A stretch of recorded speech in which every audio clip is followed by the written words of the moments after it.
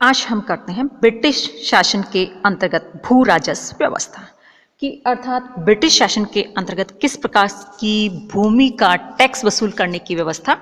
की गई थी। इसके लिए सरकार ने 3 प्रकार की व्यवस्था की, जिसको कि स्थायी बंदोबस्त या रैयतवाड़ी बंदोबस्त और महालवाड़ी बंदोबस्त जो उसके नाम से जाना जाता है। और इसके पीछे सरकार का मुख्य उद्देश्य ये था कि ज़्यादा से ज़्यादा टैक्स वसूल किया जाए, जिससे ब्रिटिश सरकार को फायदा हो। और इसके साथ ही उन्होंने ये कहा कि इससे किसानों की स्थिति और भूमि की स्थिति जो वो सुधरेगी, इसलिए इस प्रकार के टैक्स संबंधी नियम या बंदोबस्त किए जा रहे, जिसमें सबसे पहला आता है कि स्थायी बंदोबस्त। और स्थायी बंदोबस्त से पहले भूमिका और टैक्स की किस प्रकार की व्यवस्था रही थी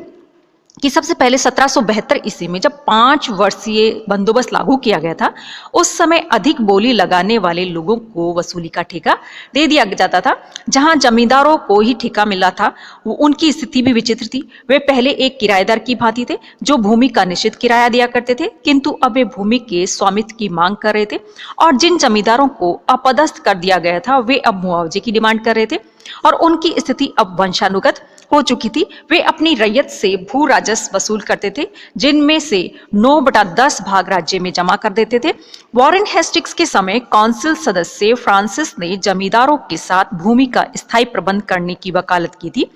ताकि इस प्रणाली में स्थिरता आ सके, किंतु हेस्टिंग्स जमींदारों के साथ उनके जीवन भर के लिए अथवा दूसरी पीढ़ी तक के लिए समझौता करना चाहता था। इसीलिए जब 1777 ईस्वी में 5 वर्षीय बंदोबस्त की अवधि समाप्त हुई, तब कंपनी के संचालकों ने काउंसिल द्वारा अंतिम निर्णय लेने का तक 1 वर्षीय बंदोबस्त लागू करने को कहा, किंतु काउंसिल ने इस पर विचार विमर्श चलता रहा और 1780 ईस्वी में इंग्लैंड में फ्रांसिस के मत को काफी समर्थन मिला। इधर भारत में गवर्नर जनरल वॉरेन हेस्टिंग्स द्वारा चेत सिंह के साथ किए गए दुर्व्यवहार के कारण बिहार के जमींदारों ने विद्रोह कर दिया था तथा इंग्लैंड में ये विचारधारा प्रबल हो रही थी कि जमींदारों के साथ सद्भावनापूर्ण व्यवहार करके उन्हें ब्रिटिश शासन के समर्थक वर्ग में शामिल कर लिया जाए। और 1784 ईस्वी में पिट्स इंडिया एक्ट पारित हो चुका था, जिसमें भूमि का स्थायी बंदोबस्त करने को कहा गया तथा जमींदारों के पक्ष में सहानुभूति व्यक्त की गई थी। लेकिन अभी तक इस दिशा में कोई भी ठोस कार्यवाही नहीं हुई थी और किसानों की स्थिति बहुत ही ज्यादा दयनीय थी। न तो भारतीय अधिकारी और न ही कंपनी के अधिकारी के द्वारा उनके किसान जो उनके हितों के बारे में सोचा जा रहा था। अब दूसरी बात थी कि भूमि का स्थायी बंदोबस्त किस प्रकार से किया गया कि इन सभी परिस्थितियों में सितंबर 1786 ईस्वी में लॉर्ड कॉर्नवालिस गवर्नर जनरल बनकर भारत आया और कंपनी के संचालकों ने कॉर्नवालिस को जमींदारों के साथ उदार शर्तों पे समझौता करने का आदेश दिया ताकि जमींदारों से समय पर तथा नियमित रूप से टैक्स वसूल होता रहे। और इस समय सर जॉन शोर राजस्व मंडल का अध्यक्ष था, जिसने राजस्व संबंधी मामलों में पर्याप्त अनुभव प्राप्त कर लिया था और मुख्य रिश्तेदार जेम्स ग्रांट राजस्व अभिलेखों की जानकारी प्राप्त कर रहा था और कुछ ही समय में वह राजस्व संबंधी मामलों का सैद्धांतिक ज्ञाता हो गया था। कॉर्नवालिस को इन अनुभवी अधिकारियों का पर्याप्त सहयोग प्राप्त हुआ और इन अधिकारियों के सहयोग से कॉर्नवालिस ने कुछ प्रारंभिक सुधार किए और आर्थिक दृष्टि से जिलों की संख्या घटाकर 35 से 23 कर दी गई और कलेक्टरों को पुनः जिलों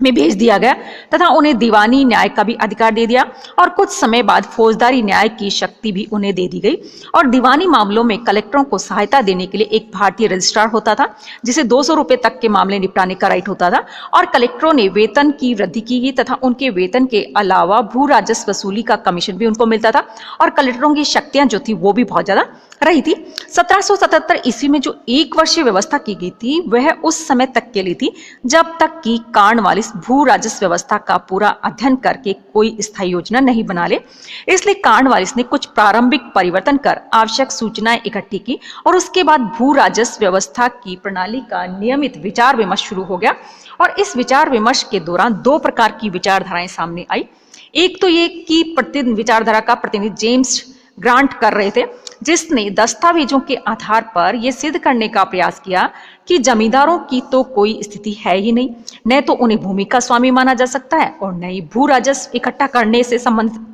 राज्य का अधिकारी ही माना जा सकता है। इसलिए जेम्स ग्रांट का विचार था कि स्थायी व्यवस्था में के स्थान पर कोई लंबी अवधि की व्यवस्था की जाए और राज्य को भूमि का स्वामी मान लिया जाए, ताकि राज्य को ये राइट हो कि वह किसानों से किसी भी सीमा तक अपनी भू राजस्व की मांग जो है उसको बढ़ा सके। और दूसरी बात ये थी कि उसका नेतृत्व जो था वो सर जॉन शोर कर रहे थे, जिसे भू राजस्व व्यवस्था का व्यवहारिक पूरा ज्ञान था, और वह चाहता था कि जमींदारों को ही भूमि का वास्तविक मालिक माना जाए और राज्य की ओर से भू राजस्व की डिमांड संविदा के सिद्धांतों के आधार पर होनी चाहिए तथा निर्धारित सीमा से ऊपर उसमें वृद्धि नहीं की जानी चाहिए। वह भी कोई दीर्घ अवधि की व्यवस्था जमींदारों के साथ मिलकर करने का पक्षपाती था, ताकि उन्हें भूमि के विकास हेतु प्रोत्साहन मिल सके, जिससे राज्य की भी समृद्धि हो। और वह भी कोई स्थायी प्रबंध करने के पक्ष में नहीं था, क्योंकि उसका विचार था कि राज्य में भू राजस्व वसूल करने वाला विभाग अभी तक अपरिपक्व है तथा भू राजस्व संबंधी जो सूचनाएं इकट्ठी की गई थी वे स्थानीय प्रबंध के लिए अभी भी अपर्याप्त है। और लॉर्ड कॉर्नवालिस यद्यपि सर जॉन शोर के विचारों से सहमत था, लेकिन वह उसके इस विचार से सहमत नहीं था कि जमींदारों से स्थायी व्यवस्था करने के लिए पर्याप्त सूचनाएं नहीं है। कॉर्नवालिस स्वयं इंग्लैंड में भूस्वामी था और भारत में जमींदारों का एक ऐसा वर्ग तैयार करना चाहता जो साम्राज्य का सुदृढ़ आधार बन सके। वह कंपनी के संचालकों से विस्तृत निर्देश लेकर भारत आया था। तब पिट्स इंडिया एक्ट में भी स्थायी प्रबंध करने की बात कही गई थी और इससे वह बहुत उदासीन था, उत्साहित था, और इसीलिए 1790 ईस्वी में उसने जमींदारों से 10 वर्षीय समझौता कर लिया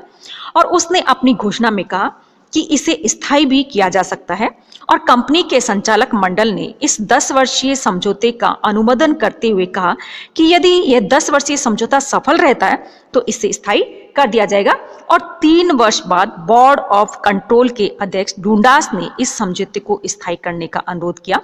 किंतु सर जॉन शोर स्थायी करने के पक्ष में नहीं थे। इसलिए डुंडास ने ब्रिटिश प्रधानमंत्री विलियम पिट के साथ विचार विमर्श करके पिट को स्थायी प्रबंध के लिए राजी कर लिया और उसके बाद पिट ने भी इसे स्थायी करने का ऑर्डर दे दिया। उसके बाद 22 मार्च 1793 को कॉर्नवालिस ने इस प्रबंध को स्थायी करने की घोषणा कर दी, जिसमें कुछ बातें लिखी गई थी। जिसमें पहली बात थी कि जमींदारों को भूमि का वास्तविक स्वामी माना जाएगा, यानी कि जो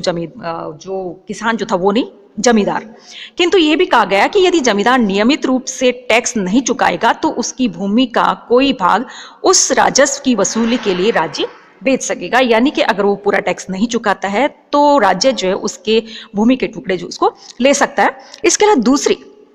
कि राज्य भू राजस्व के अधिकार से मुक्त हो गया है, अतः जमींदारों से किसी अन्य कर का वह दावा नहीं करेगा। तीसरी बात ही, जमींदारों से जो टैक्स की दर डिसाइड की गई है वह 1765 की दर से दुगनी थी, क्योंकि कंपनी का कहना था कि इस स्थायी प्रबंध के बाद यदि उत्पादन बढ़ता है और राज्य की समृद्धि होती है तो भी राज्य को इस दर में वृद्धि करने का राइट नहीं होगा और न्यायालय से स्वीकृति प्राप्त किए बिना इस दर में कोई भी बढ़ोतरी नहीं की जा सकती। इसलिए उन्होंने ये जो दर जो थी वो पूरी डबल करके रखी। इसके अलावा जमींदारों से समस्त न्यायिक अधिकार जो थे वो छीन लिए गए। और पांचवी बात थी कि जमींदार तथा उनकी रैयत के बीच संबंध के बारे में जमींदारों को स्वतंत्र कर दिया गया, किंतु जमींदारों से कहा गया कि वे अपनी रैयत को पट्टे जारी करेंगे जिसमें जमींदारों एवं रैयत के बीच पारस्परिक संबंधों का उल्लेख होगा, और यदि कोई जमींदार रैयत को दिए गए पट्टे का उल्लंघन करेगा तो उनकी रैयत को उसके विरुद्ध न्यायालय में जाने का अधिकार होगा। इसके अलावा अगली बात की